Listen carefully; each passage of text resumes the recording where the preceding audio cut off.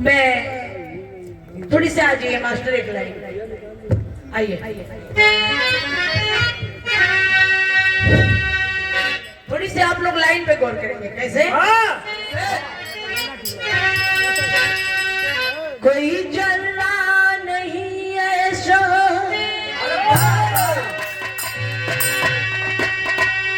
कोई जल्ला नहीं ऐसा जहाँ पर रब नहीं होता।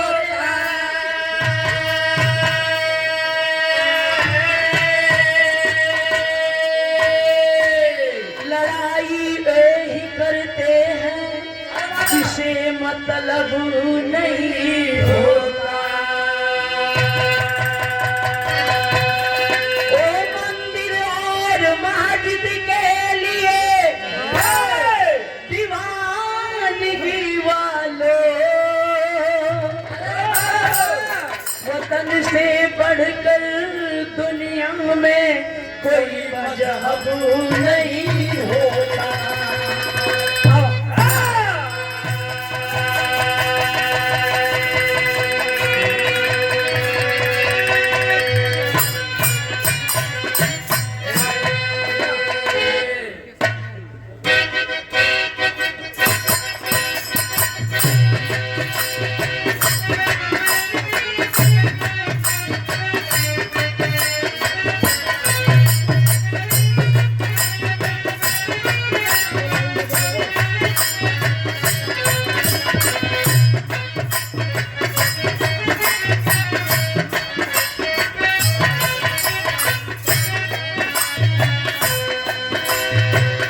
सभी गुरुकुल बैठे हैं एक स्वर में, मैं हृदय से प्रणाम करती हूँ और सबसे पहले हृदय से इस धरती माँ को प्रणाम करती हूँ और गायक एवं गायिका सभी कलाकार को और श्रोतागण जितने मेरे भाई बहन बैठे हुए हैं, आज सभी को मैं गायिका मधु यादव जौनपुर के धरती से इस मंच के द्वारा शरण छू के प्रणाम करती हूँ।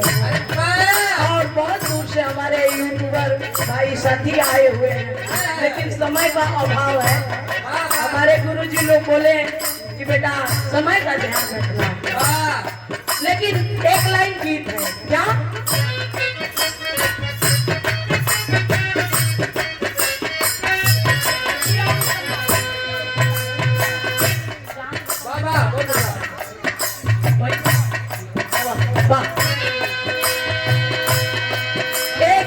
दुल्हन अपने पति से कह रही है क्या, सैया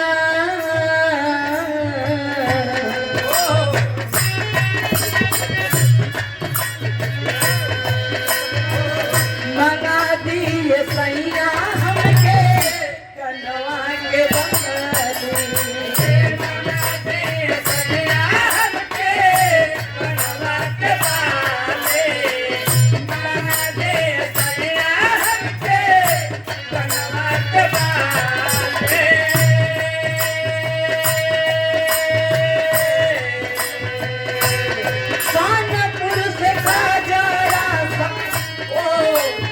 है क्या? अरे मंगा दिए सैया हमके कन्हवा के बदले, मंगा दिए सैया हमके कन्हवा के बदले, मंगा दिए सैया हमके कन्हवा के बदले।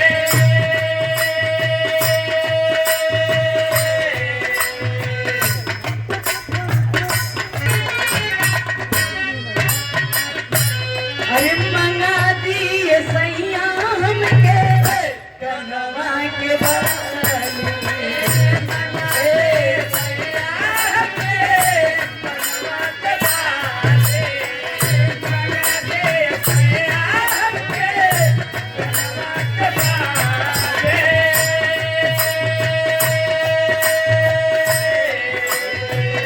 अरे कानपुर से काजरा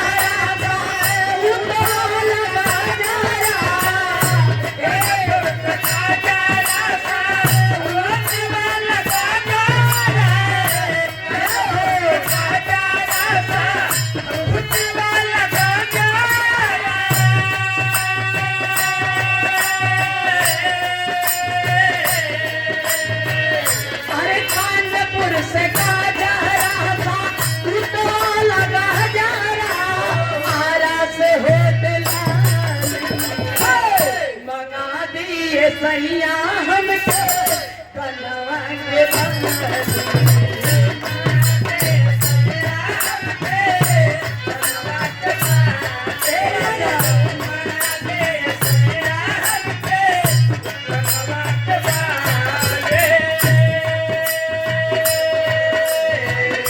लेकिन भाव है ये अपने बेटी गुरु दरबार में गई है और हमारे गुरु अंतरराष्ट्रीय पहलवान मनोहर पहलवान हमारे गुरु हैं, ये गुरु जी लिखे हुए हैं और उन्हीं का लेखनी ये बेटी गा रही है क्या?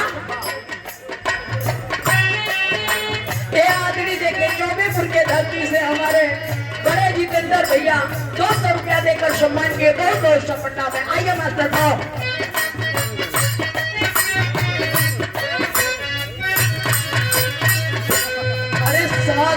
अरे साध गुरु स्वामी राउर महिमा निराली,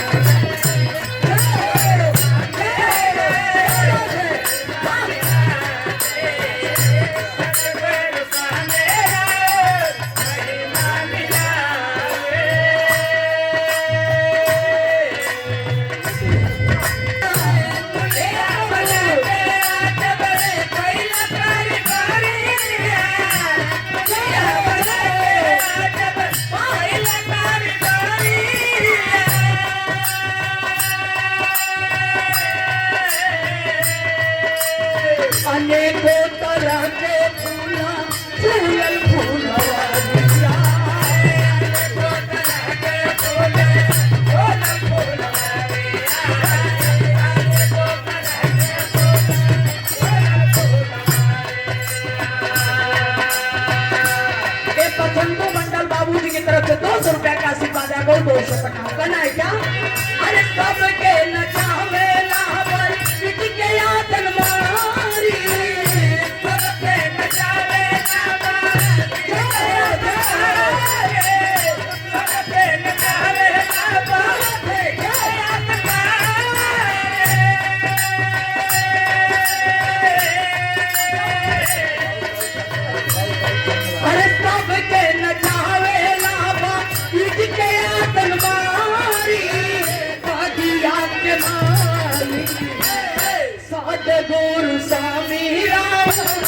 आई